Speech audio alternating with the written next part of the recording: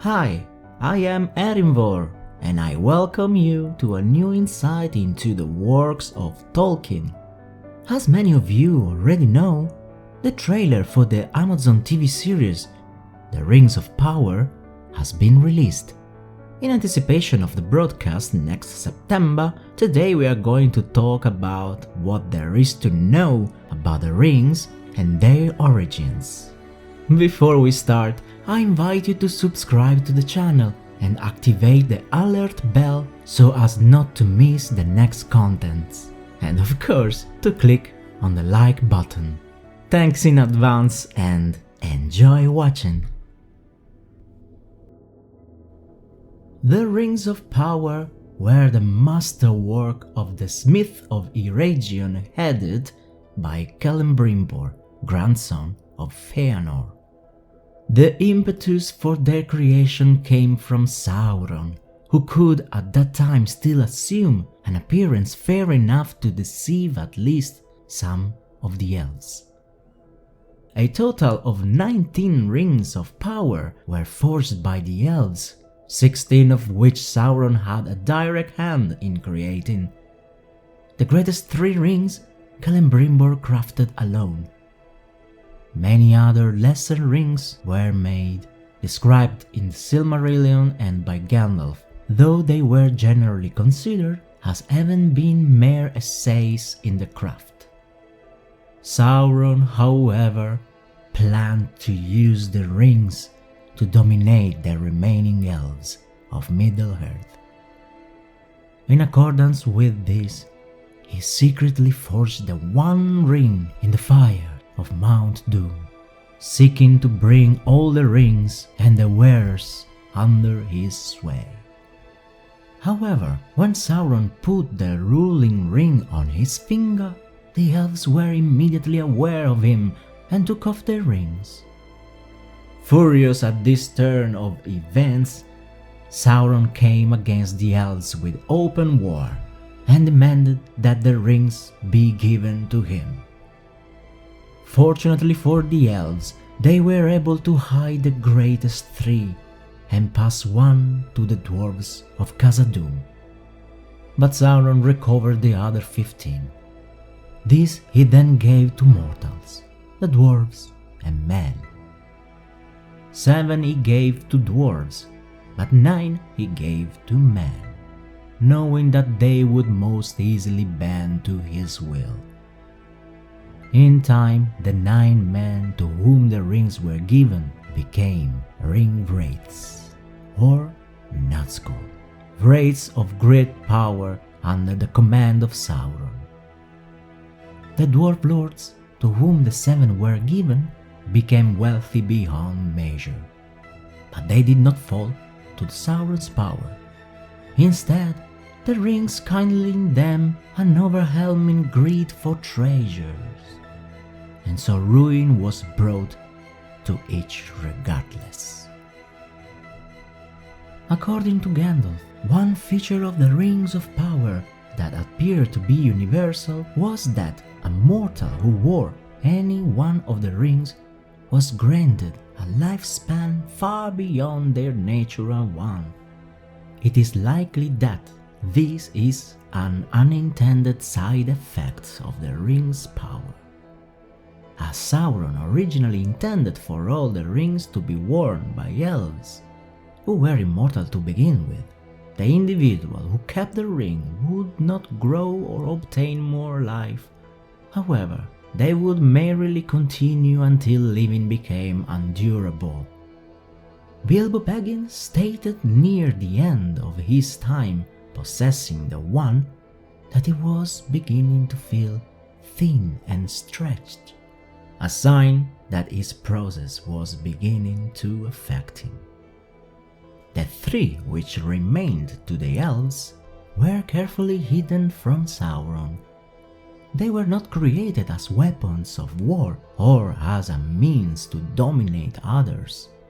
Their purpose was to preserve the beautiful elven domains where their bearers resided, and to aid in healing and resisting evil. However, they were still linked to the One Ring, and whoever wore the One could, with effort, see the thoughts of those who wore the Three. In the Silmarillion, it is indicated that the 7 rings of the Dwarves were not fundamentally different from the 9 that were given to men. For originally Sauron had intended the 7 and the 9 to reside in elven hands, so that he might control them. It is implied in that work that Sauron simply gave men 9 of the 16 lesser rings because they were more easily controlled. However, the 9 and the 7 are referred to in other works as each being its own distinctive set. If they were different in their effects on their wielders or in the powers they conferred, it is not stated. It is also mentioned in Unfinished Tales that the 7 were created before the 9. Sauron helped to create the 7 and the 9, so it is likely that their powers and effects on their wielders were similar, even if each set was distinct. It is important to note that the fact that the 7 did not subdue the dwarves is related to the resilient nature of the dwarves themselves, not the rings. It is likely that the effect of the one of the 9 on dwarf would be the same as those of one of the 7, and were a man to wield one of the 7, he would likely still become a wraith. The 3 were fundamentally different because Celebrimbor, working alone, created them for specific purposes not in tune with the Sauron's line of thoughts, and Sauron presumably did not know of their creation until after the fact. The 3 rings. Celebrimbor forged the 3 rings by himself, and the 3 were never touched by Sauron. They were called Narya, Nenya, and Vilya. Narya was worn first by Gil-galad, the Elven-king, who gave it to Círdan, and was lastly worn by Gandalf. Gil-galad also initially owned Vilya before Elrond inherited it after the former's death. Nenya was worn only by Galadriel.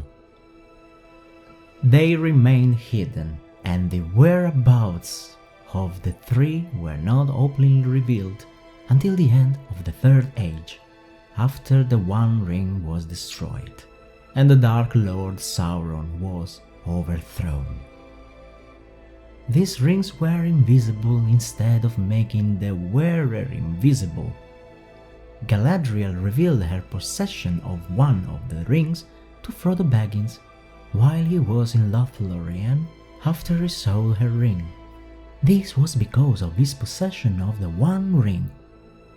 Later, while traveling down the river Anduin, Frodo spoke of it to Aragorn, who admonished him not to speak of it outside of Lorien. Each of the 3 rings had special properties, but their powers were limited. During the Council of Elrond, Elrond stated that neither Rivendell, nor Lorien, nor the Grey Havens had the power to withstand the might of Mordor. Narya, also named the Ring of Fire or Red Ring, was one of the 3 rings. According to Unfinished Tales, at the start of the War of the Elves and Sauron, Celebrimbor gave Narya to Círdan, Lord of Havens of Mithlond, who kept it after Gil-galad's death. In the Third Age, Círdan, recognizing Gandalf's true nature as one of the Maiar from Valinor, gave him the ring to aid him in his labors. It was described as having the power to inspire others to resist tyranny, domination, and despair. In other words, evoking hope from others around the Wielder, as well as giving resistance to the weirdness of time. Nenya, also named as the Ring of Water, the White Ring, and the Ring of Adamant, was one of the three rings. The name is derived from the Quenya Nen, meaning water. Nenya was described as being made of mithril and set with a white stone, presumably a diamond. The ring was wielded by Galadriel of Lothlorien and possesses radiance that matches that of the stars. While Frodo Baggins can see it by virtue of being a ring-bearer, Samwise Gamgee tells Galadriel he only saw a star through his fingers. Nenya's power was preservation, protection, and possibly concealment from evil, because it is stated about Lorien that there is a secret power here that holds evil from the land. However, the fact that orcs from Moria entered Lorien after the Fellowship of the Rings entered the forest and Lorien itself had suffered previous attacks from Sauron's orc sent from Dol Guldur suggests the power of the ring did not constitute military prowess. It was said that, protected as it was by Nenya, Lothlorien would not have fallen unless Sauron had personally come to attack it. Galadriel used these powers to create and sustain Lothlorien, but it also increased her longing for the sea and her desire to return to the Undying Lands. After the destruction of the One Ring and the defeat of Sauron, its power faded along with the other rings of power. Galadriel bore Nenya on a ship from the Grey Heavens into the west, accompanied by the other two Elven rings and their bearers, Elrond and Gandalf. With the ring gone, the magic and beauty of Lorien also faded, along with the extraordinary Malorn trees that had lived for centuries, and it was gradually depopulated. By the time Arwen came there to die, Lothlorien was deserted and in ruin. Vilya, the Ring of Air, Blue Ring, the dominant ring or Ring of Sapphire, was the greatest of the three rings.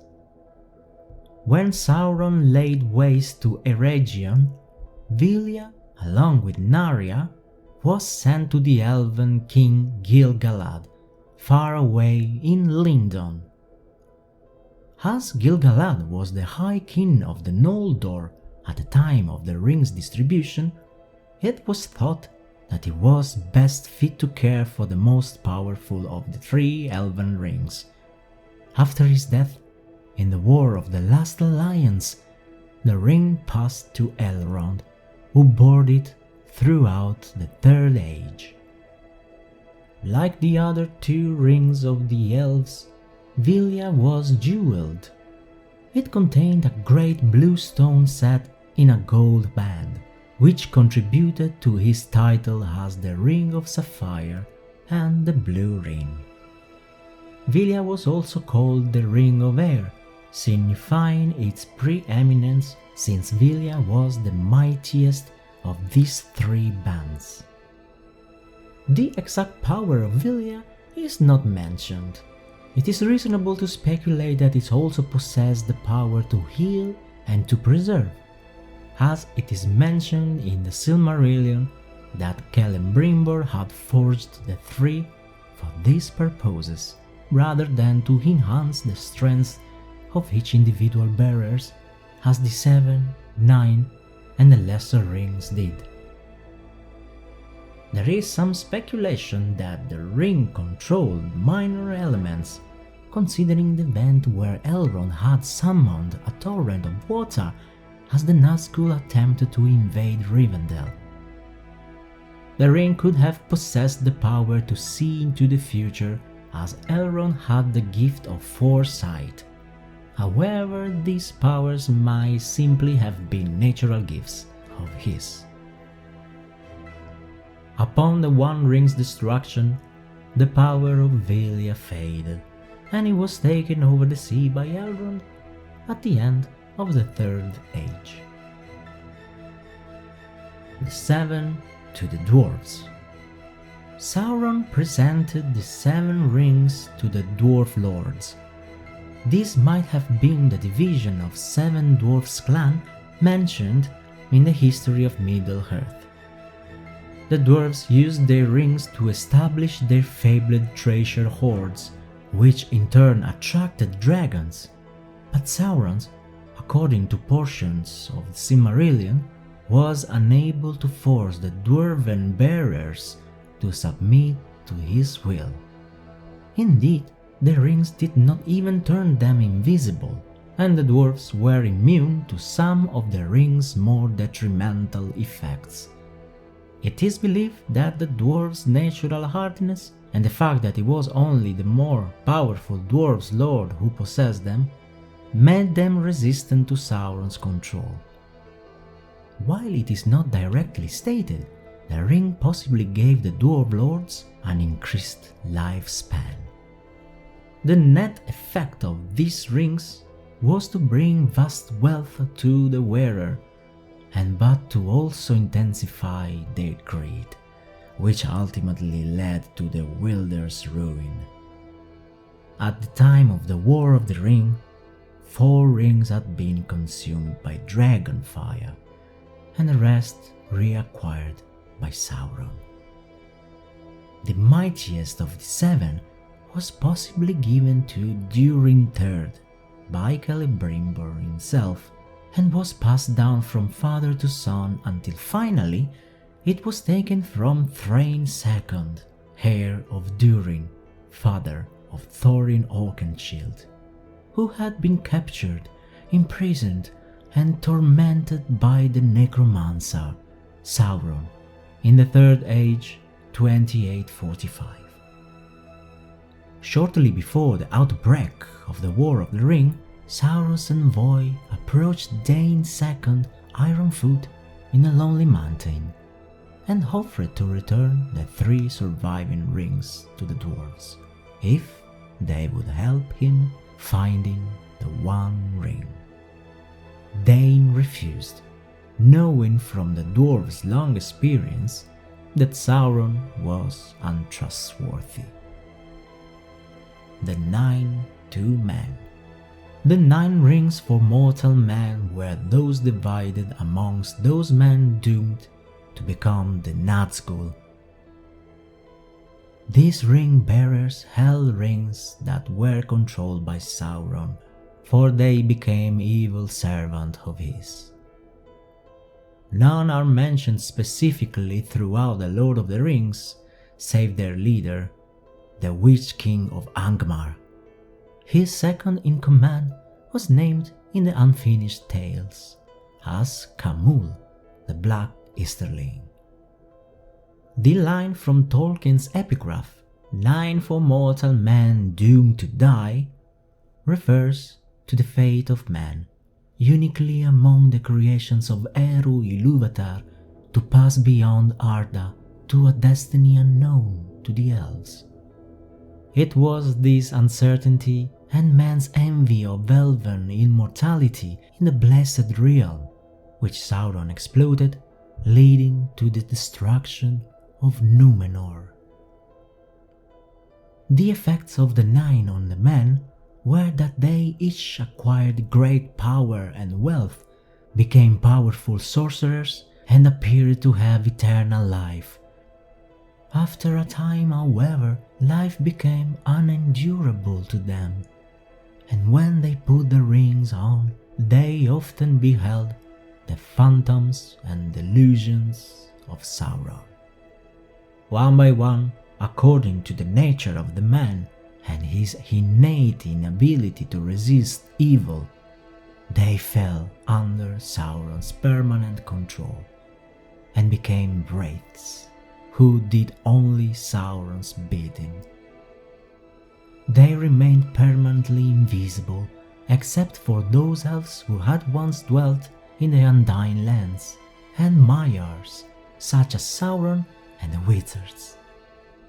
They were also invisible to whomever wore the ruling ring.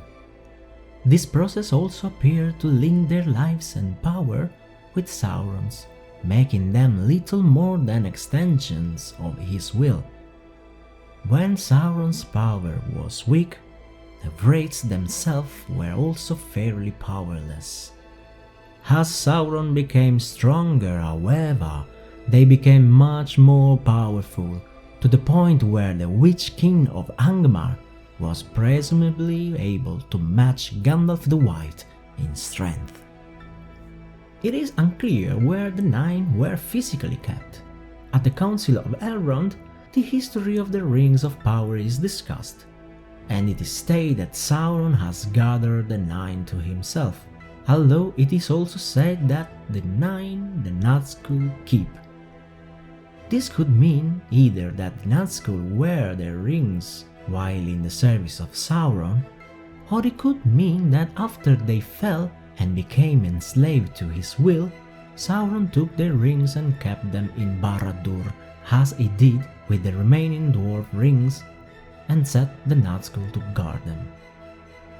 There is no mention of any of the Nine when the Nazgul are seen, and most notably, when the Witch King of Angmar was slain, Tolkien does not describe him wearing a ring, nor did either Gandalf or Aragorn express concern about what happened to the ring afterwards. This implies that at the very least, the Nazgul don't wear their rings constantly, although they may sometimes put them on still. The One Ring. Secretly forged by Sauron in the heart of Mount Doom, had the power to dominate the other 19 great rings. Sauron's intent was to command the minds of the other rings bearers through the rings of power. His original intention was for the rings to be given to elves of power and influence.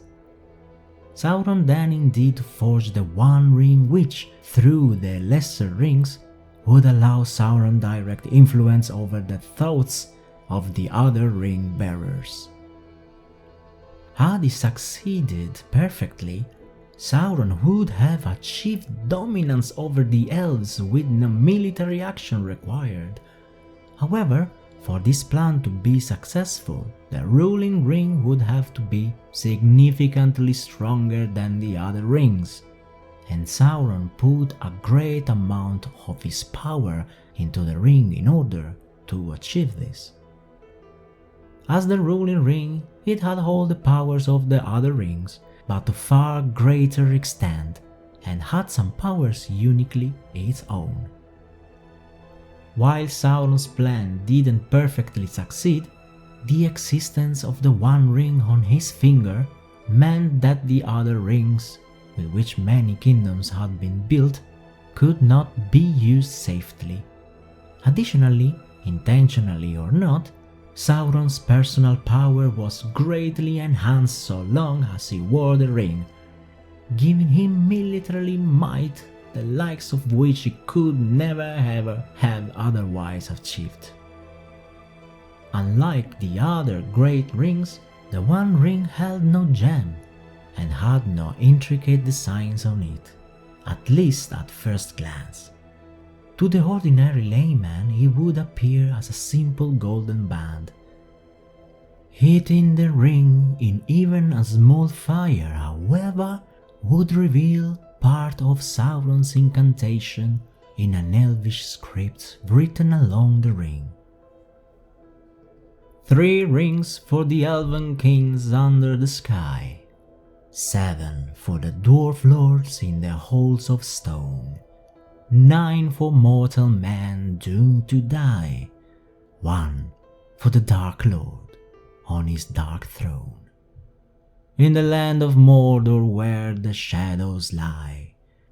One ring to rule them all, one ring to find them, one ring to bring them all, and in the darkness bind them, in the land of Mordor where the shadows lie. According to Isildur, Sauron's hand was black and yet burned like fire. He also references how the script was visible on the ring while Sauron wore it. It was virtually indestructible, and no craft or power possessed by the elves or Gandalf could harm it in any way.